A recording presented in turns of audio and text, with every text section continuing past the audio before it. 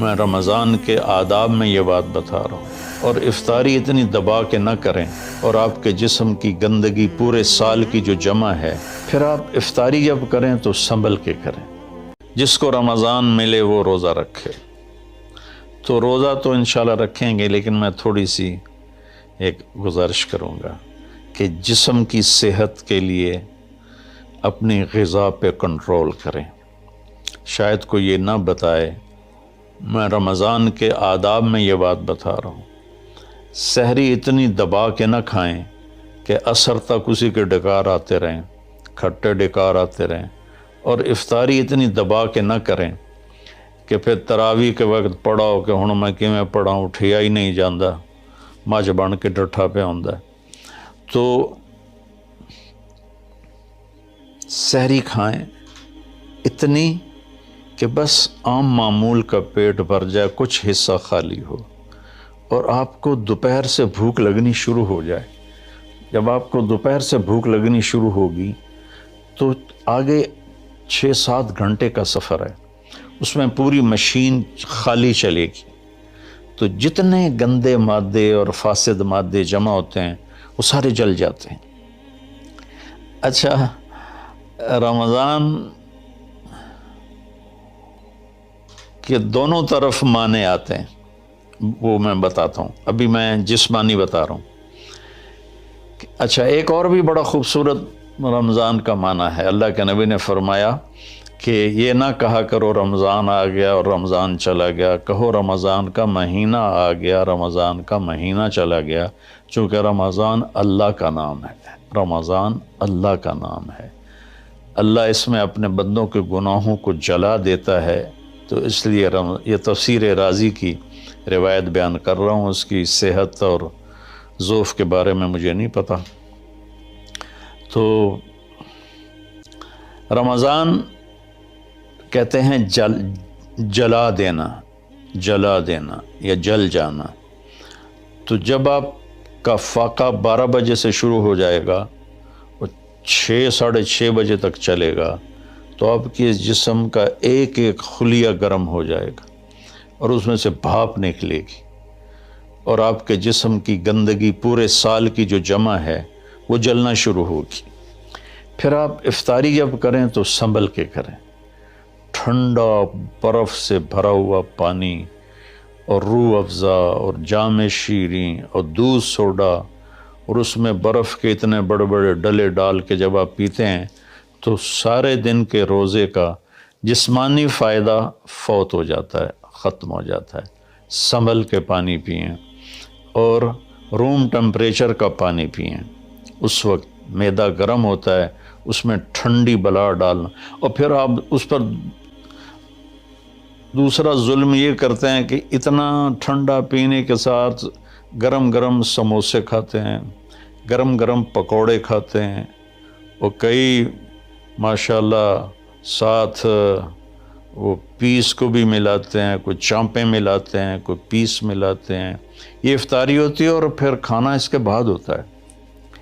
تو سادہ پانی سے روزہ افطار کریں، اور مغرب کی نماز کے بعد ہلکا پھلکا کھانا لیں، اور پھر تراویح کا انتظار کریں، تراویح پڑھیں، اور اس کے بعد جس کا ذوق ہے ٹھنڈا پانی پینے کا وہ ٹھنڈا پی لے، گرم کا ذوق ہے گرم پی لے، لیکن برائے مہربانی کئی چیزوں کا، اب میں ایک آپ کو مثال دیتا ہوں۔ یہ ہماری گاڑیاں ہیں معمولی سی، تو ہم اس میں دیکھتے ہیں کہ اچھا پیٹرول کہاں ملتا ہے۔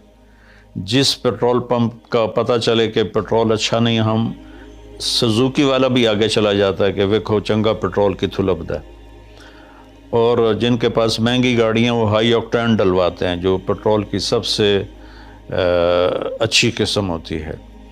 تو ہم اپنی ایک چھوٹی سی گاڑی، چند لاکھ یا چند کروڑ کی گاڑی کو اچھا پیٹرول دینے کے لیے کئی کلومیٹر سفر کرتے ہیں کہ وہاں کا پیٹرول پمپ اچھا ہے، اور یہ جو گاڑی ہے جس کی آنکھ کا یہ ابرو کا یہ جو پپوٹے کا بال ہے، یہ اگر گر جائے تو ساری دنیا مل کے نہیں دے سکتی۔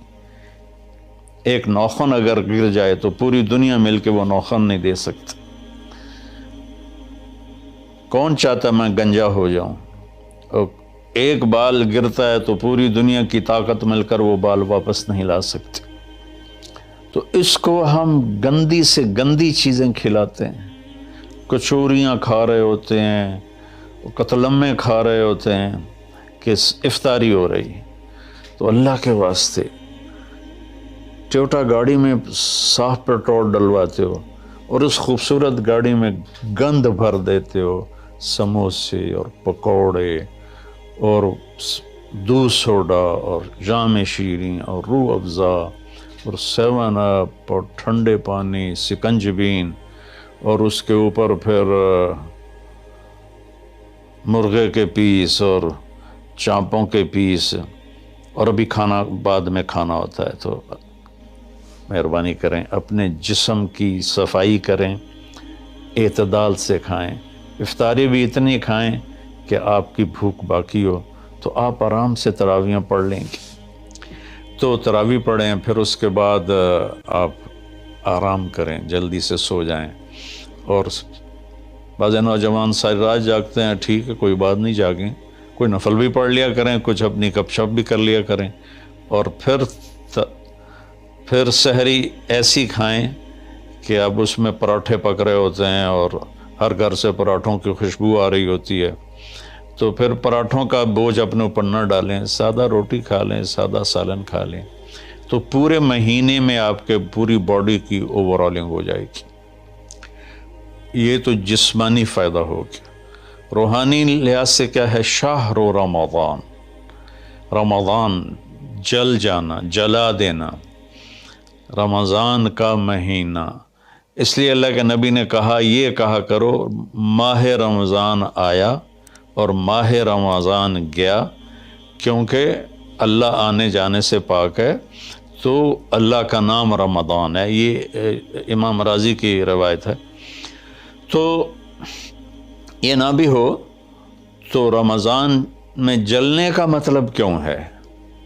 اسی مہینے کے ساتھ کیوں ہے کہ ہر روزے کے ساتھ اللہ اس کے گناہ معاف کرتا ہے، اس کے گناہوں کو جلاتا ہے، اس کی بھوک کی آگ میں جلاتا ہے، جلاتا ہے، جلاتا ہے۔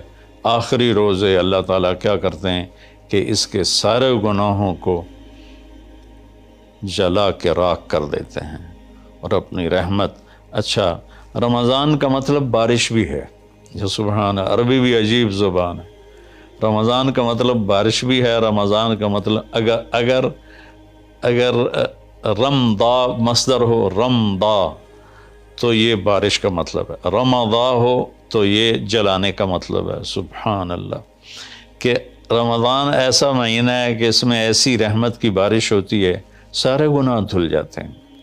رمضان ایسا مہینہ ہے کہ اس میں ایسی اللہ کی رحمت متوجہ ہوتی ہے کہ سارے گناہ جل کے راکھ ہو جاتے ہیں، ہوا میں اڑا دیے جاتے ہیں راکھ کی طرح۔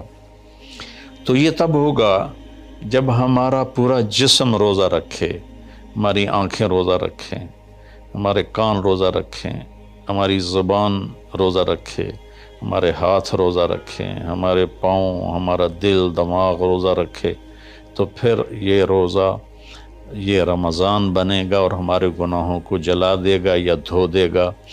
اور اس میں خاص طور پر اللہ کے نبی نے فرمایا کہ شراب پینے والا توبہ کر لے، چونکہ شرابی کی بخشش نہیں ہوتی رمضان میں۔ ایک ہوتا ہے دلیر ہو کے پینا، کوئی نہیں، کچھ نہیں ہوتا، اللہ بڑا غفور و رحیم ہے، یہ تو سارے پکڑے جائیں گے۔ ایک آدمی میرے پاس آیا، وہ کہنے لگا، جی مجھے شراب کی عادت ہے، چھٹتی نہیں، کئی دفعہ چھوڑی ہے، پھر نہیں چھوٹتی، اور پھر جو وہ دھاڑیں مار کے رویا، اتنا رویا کہ میں بھی غمگین ہو گیا اس کے رونے کو دیکھ کر۔ اس کا معاملہ اور ہے، تو اس پر اللہ کی رحمت نازل ہو جائے گی، چونکہ جو توبہ کرتا رہتا ہے پھر اس سے ٹوٹ جاتی ہے، وہ دن میں 70 دفعہ بھی توڑے گا اور توبہ کرے گا تو اللہ کے ساتھ دوستی باقی رہے گی۔ تو ایک شرابی ہے تو اللہ کے واسطے چھوڑ دے۔ ماں باپ کو دکھ، عق الوالدین، ماں باپ کی نافرمانی نہیں فرمایا، ماں باپ کو پرزے کر دینا، نافرمانی تھوڑی بہت ہر بچے سے ہو جاتی ہے، لیکن ایسی نافرمانی کہ ماں باپ کا دل ٹکڑے ٹکڑے ہو جائے، اس کو کہتے ہیں عقوق الوالدین، عاق لوالدیہ، جو ماں باپ کے دل کو ٹکڑے ٹکڑے کر دے اس کی بھی بخشش نہیں ہوتی۔ تو مشاحن، جو دل میں کینہ پال کے رکھتا ہو کسی کے لیے، اور بغض رکھتا ہو کسی کے لیے، نفرت رکھتا ہو کسی کے لیے، حسد رکھتا ہو کسی کے لیے، ایک اس دل پر اللہ کی رحمت کی نظر نہیں پڑتی۔ اور ایک قاطع الرحم، جو رشتہ داروں سے لڑتا ہو، رشتہ داروں سے ماتھا جو مارتا ہو، کبھی سینگ پھنسائے ہیں، کبھی اس کے ساتھ کبھی اس کے ساتھ، خونی رشتوں میں جو غلط سلوک اختیار کرتا ہے، ایک اس کی خاص طور پہ بخشش نہیں ہوتی۔